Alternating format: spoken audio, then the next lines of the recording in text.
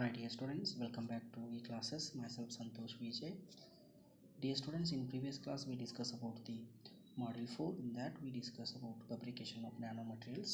Today shall we continue the same module 4, in which we discuss the today's topics are optical microscopy and other uh, scanning microscopes such as SEM and TEM, scanning electron microscope and transmission electron microscope. Let's begin the session with the optical microscopy.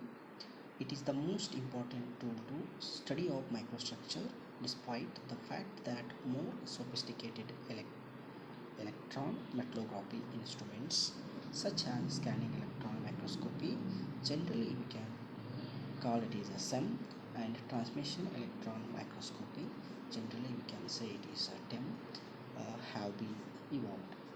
The electron microscopy should be used in conjunction with optical microscopy rather than as substitute.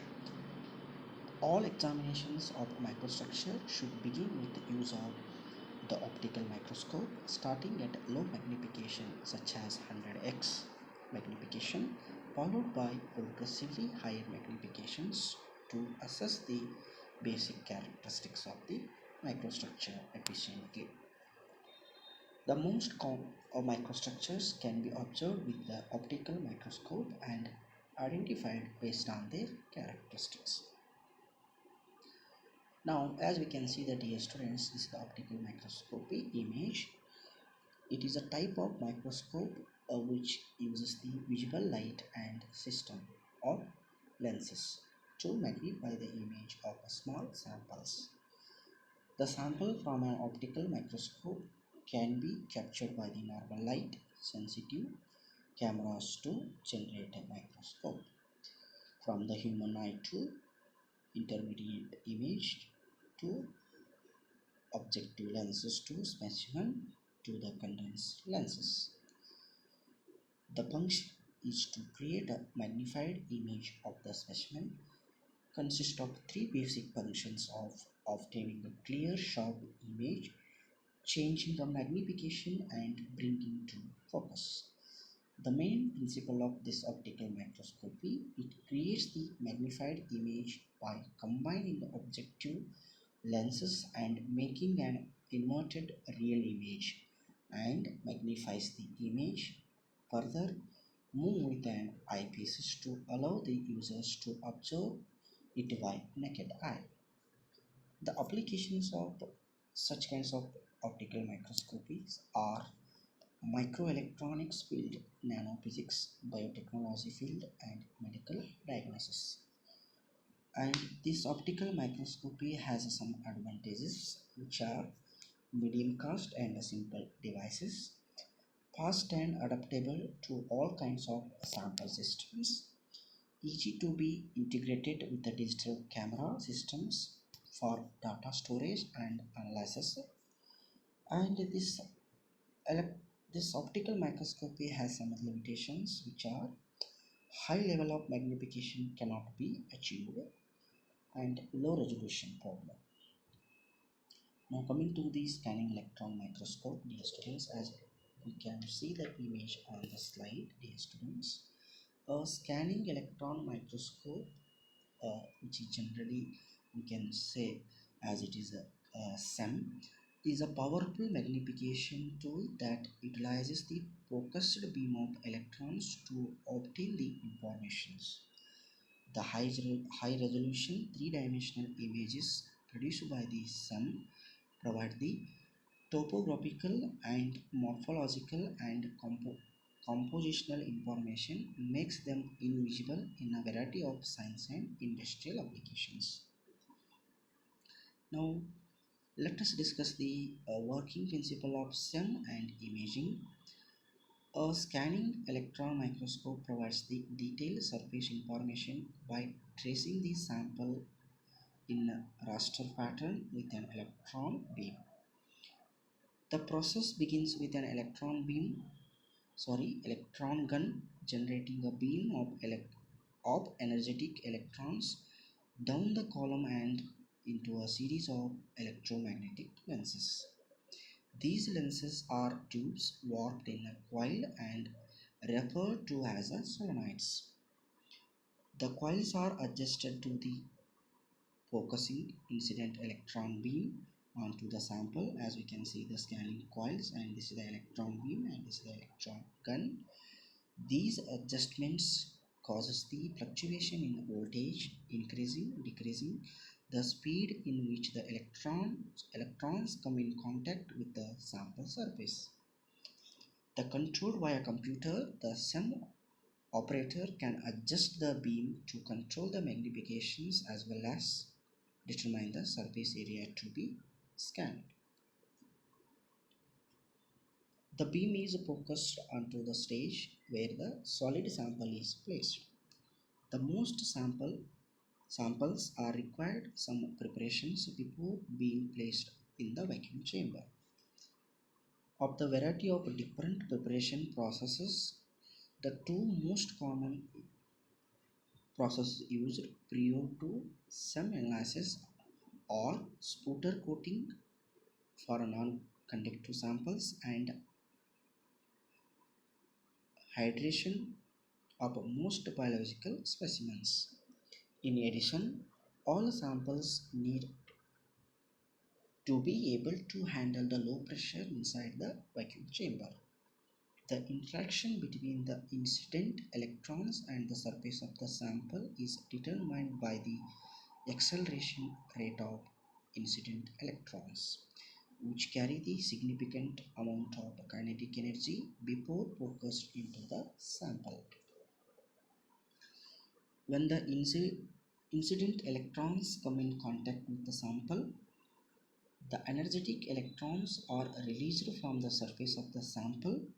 The scattered pattern made by the interaction yields information on size, shape, texture, and composition of the sample. The variety of detectors are used to attract the different types of scattered electrons, including secondary and backscattered electrons as well as X-rays. The backscattered electrons are incidental electrons reflected backwards. The images provide the composition data related to element and compound detection. The diffracted backscattered electrons determine the crystalline structures as well as the orientation of minerals and microfabrics. X-rays emitted from the beneath the sample surface can provide the element and mineral informations. The SEM provides the black and white three-dimensional images. The image magnification can be up to 10 nanometers, and although it is not as powerful as its TEM counterpart, the intense interaction that takes place on the surface of the specimen provides a greater depth of view, higher resolution, and ultimately a more detailed surface picture. The coming to the applications of this electronic scanning electronic microscope, which are the SEMS have a variety of applications in a number of scientific and industry related fields, especially where characterization of solid material is beneficial. In addition to topographical and morphological and compositional information, a scanning electron microscope can detect and analyze the surface fractures, provide information in microstructures, examine the surface contaminations, reveal these partial variation in chemical compositions, provide the qualitative chemical analysis, and identify the crystalline structures. And these SIMS can be as an essential research tool in a field such as life science, biological, zoological, medical, and forensic science as well metallurgy field. In addition, the SEMS have a practical, industrial, and technological applications such as semiconductor inspections, production line of the products, and assembly of the microchips for the computers. The SEMS equipped with a diffracted backscattered electrons detectors can be used to examine the microfabric and crystallographic orientation in many materials. And this electronic scanning electronic microscope has some advantages, which are advantages of this SEM includes its wide array of applications, the detailed three-dimensional and topographical imaging, and the versatile information generated from the different detectors. The SEMs are also easy to operate with the proper training and advanced in computer technology, and associated softwares make operation user friendly. It is important to note that these applications are a very small subset of scientific and industrial applications that exist for this instrumentation. The most systems are comparatively easy to operate with a user-friendly and interface, and many applications require minimum sample preparations. And also this scanning electron microscopy has some limitations, which are these advantages of this SEM starts with the size and cost. SEMs are expensive, large, and must be housed in an area free of any possible electric, magnetic, or vibration interfaces. And a maintenance involving keeping a steady voltage currents to electromagnetic coil and circulation of cool water. Specially training is required to operate an SEM as well as prepare the sample. The preparation of sample can result in artifacts.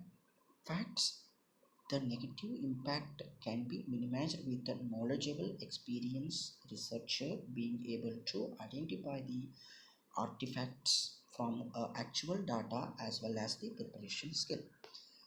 There is no absolute way to eliminate or identify all potential artifacts. In addition, the SEMs are limited to solid inorganic samples, small enough to fit inside the vacuum chamber that can handle the moderate vacuum pressure.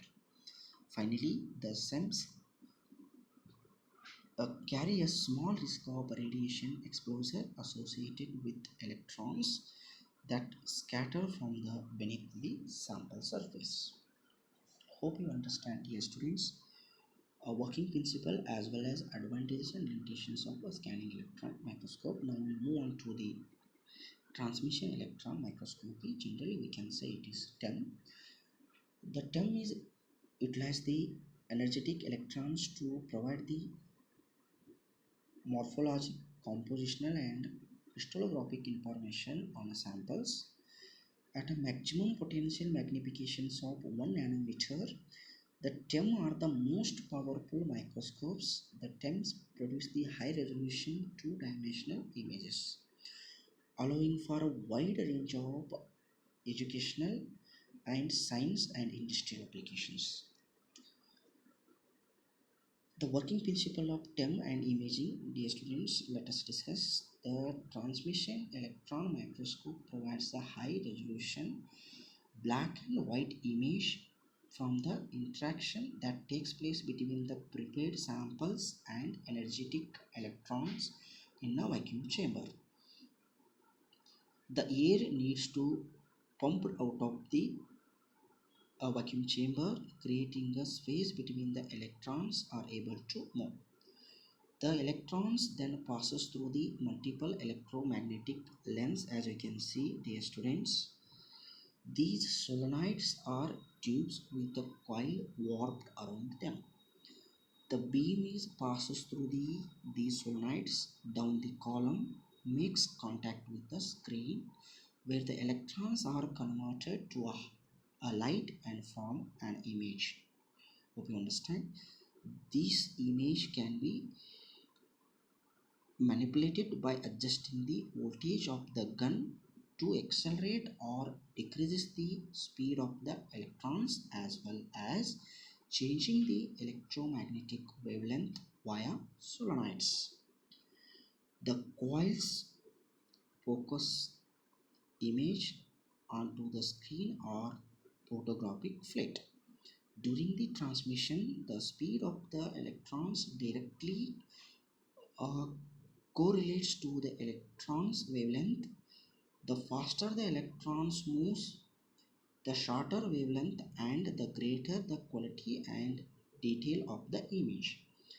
The lighter area of these image represent the places where a greater number of electrons were able to passes through the sample, and the darker area reflect the dense area of the object. These dip, uh, differences provide the information on the structure, texture, shape and size of the sample. To obtain a TEM analysis, samples need to have a certain properties. They need to be sliced thin enough for electrons to passes through a property known as a electron transparency. The samples need to able to withstand the vacuum chamber and often require special preparations before viewing. The types of the preparation includes dehydration, sputter coating of non-conductive materials, and sectioning and staining. And this transmission or electron microscopy has some applications, significant applications. It has transmission electron microscopy is ideal for a number of different fields such as life science, nanotechnology, medical, biological and material research, forensic analysis and geological and metallurgy, as well as industry and education purpose. The TEMS provides the topographical, morphological and compositional crystalline informations of materials. The images allow the researchers to view the samples on the molecular level, making it possible to analyze the structure and surface structure. This information is useful in the study of crystals and metals, but also has industrial applications. The TEMS can be used in semiconductor analysis and production and manufacturing of the computers and silicon chips. Okay, dear students, the technology companies are use the TEM to identify the flaws, fractures, and damage to micro-sized objects. This data can help the fix the problems and or help to make a more durable, efficient product. And this TEM has some advantages, uh, such as TEM offer the most powerful magnifications or potentially over 1 million times or more. The TEM have a wide range of applications and can be utilized in a variety of different scientific and educational industrial field. The TEMs provide the information on element and compound structure. Images are high quality and detailed from the TEM. TEMs are able to yield the information of the surface features such as shape, size, and structure. They are easy to operate with the proper training. And also, this TEM has some limitations, which are the TEMs are large and very expensive. The laborious sample preparation, potential artifacts from the sample preparation. Operation analysis require the special training. Samples are limited to those that are electrons transparent, able to tolerate the vacuum chamber, and small enough to fit in the chamber. TEMs require a special housing and maintenance. The images are black and white. Hope you understand the working principle and applications, advantages and limitations of transmission electron microscopy. Now we'll move on to the X-ray powder diffraction. So X-ray powder diffraction is a rapid analytical technique, the primarily used for the phase identification of the crystalline materials and can provide the information on a unit cell dimensions. The analyze the materials in finally ground homogenized and average bulk composition is determined. Max von Lee in 1912 discovered that crystalline substances act as a three-dimensional diffraction gratings for X-ray wavelength similar to the spacing of planes in a crystal lattice. X-ray diffraction is now a common technique for the study of crystal structures and atomic spacing. The essential parts of this diffractometer, as we can see that, dear students, X-ray tube, the source of X-rays, and incident beam optics conditions the X-ray beam before it hits the sample, and a platform that holds and moves the sample, optics detector and tube, the sample and sample holder, receiving side optics condition the X-ray beam after it has encountered the sample, and detector count the number of X-rays scattered by the sample. Now let us discuss the working principle of this X-ray. The X-ray diffraction is based on the constructive interference of monochromatic X-rays and a crystalline sample. These X-rays are generated by the cathode ray tube filter to produce the monochromatic radiations. The collimated to concentrate and directed towards the sample.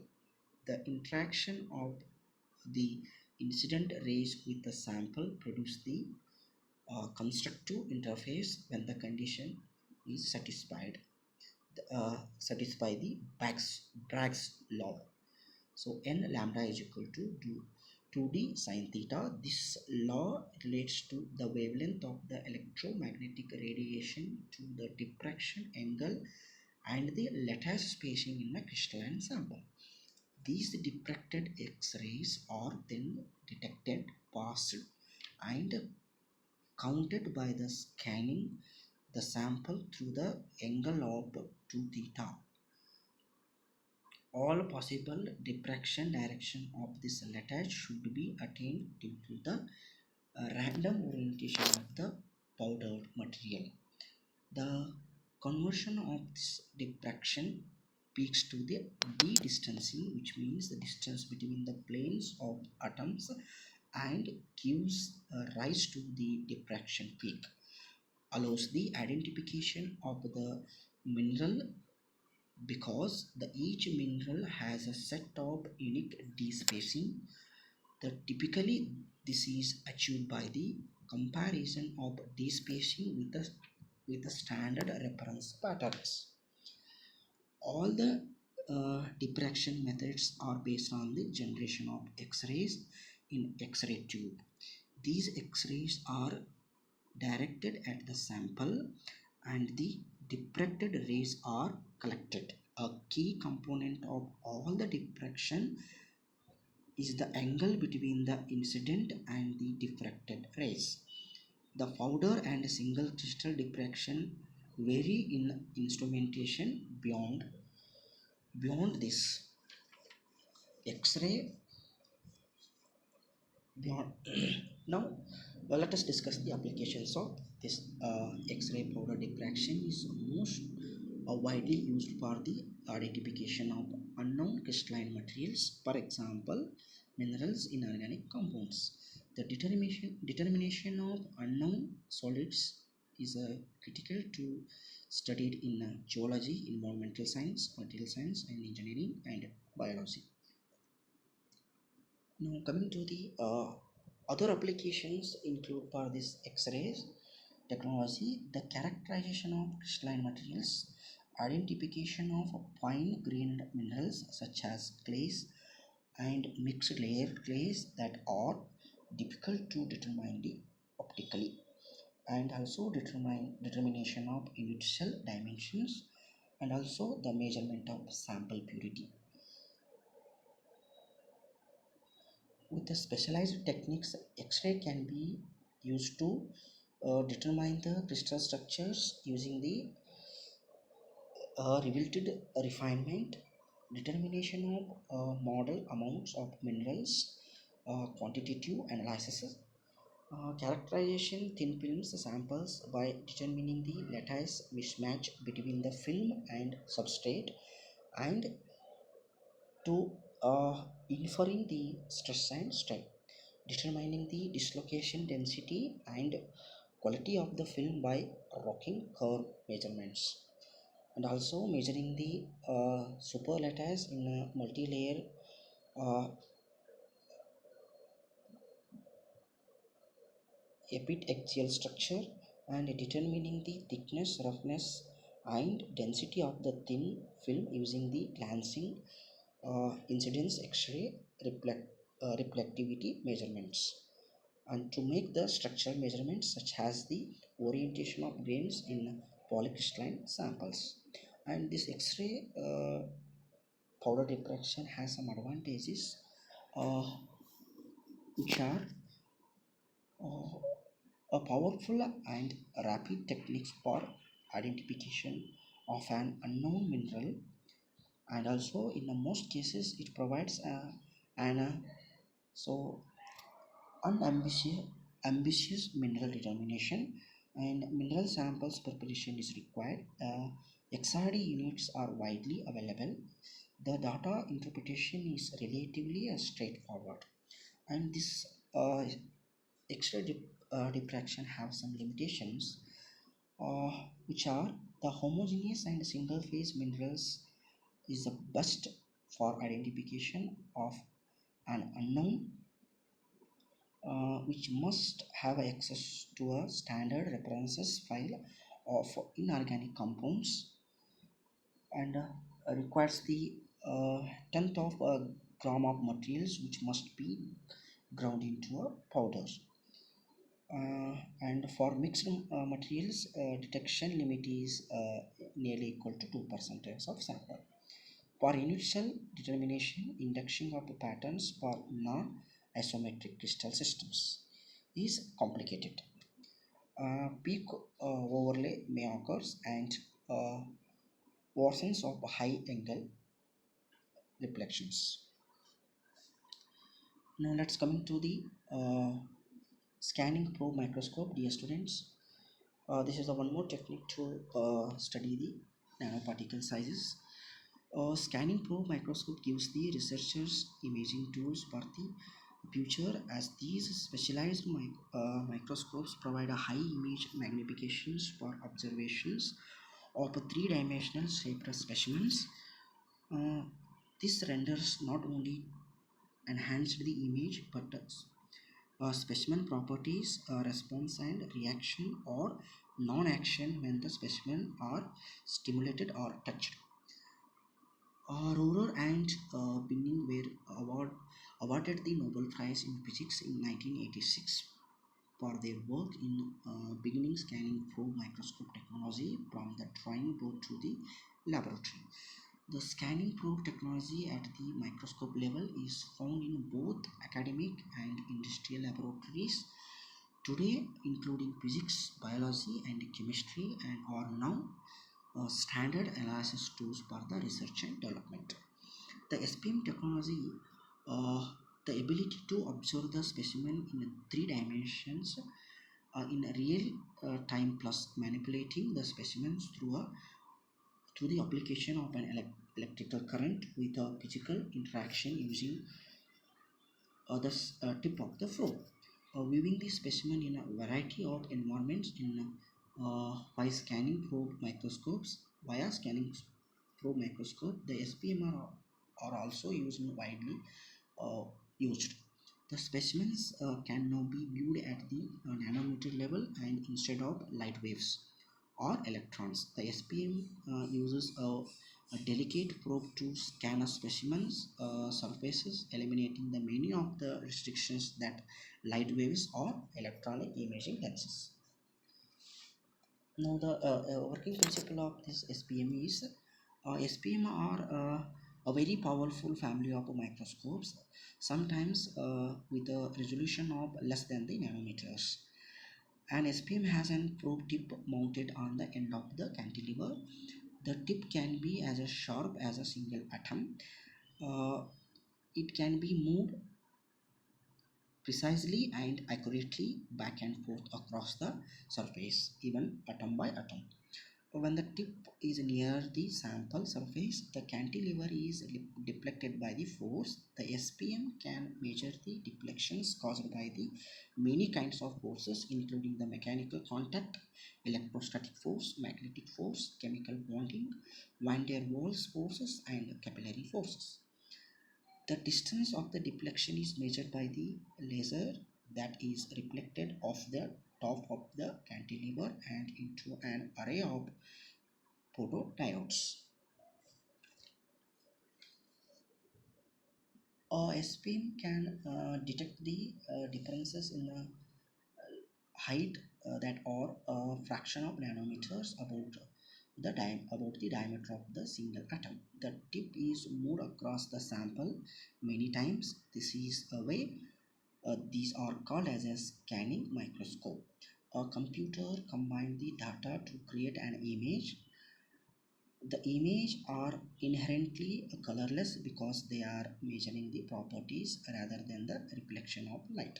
However, the images of the obtained colorized with the different colors representing the different properties, for example height along the surface. The scientists use the SPMs in a number of different ways depending on the information they are trying to gather from the sample. The two primary methods are contact mode, other one is tapping mode. In the contact mode, the force between the tip and the surface is kept constant. This allows the scientists to quickly image the surface. In the tapping mode, the cantilever oscillates intermittently touching the surface. The tapping mode is especially useful when the scientist is imaging a soft surface. These are the several types of the SPMs: atomic force microscopes. AFM measure the electrostatic forces between the cantilever tip and the sample. The magnetic force microscope, which is known as a MFM, measure the magnetic forces, and a scanning tunneling microscope, which is represented as a STM, measure the electrical current flowing between the cantilever tip and the sample. And uh, this SPM has some advantages. It provides the larger variety of specimen observations environments using the same microscope and specimen, reducing the time required to prepare the study specimen. And specialized the probes, improvements and modifications to scanning probe instruments continues to provide the faster, more efficient and revealing the specimen images with the minimum effort and modification. And it has also some disadvantages here. So here the images are produced in black and white with can in some circumstances. Computers are used to compensate for these black and white images, produce the real-time color images that provides the researchers with the real-time information, including the interactions with the cellular structures, harmonic responses, and magnetic energy. Hope you understand, dear students. Now, I will stop this session. We will continue the next topics in the coming session. Thank you.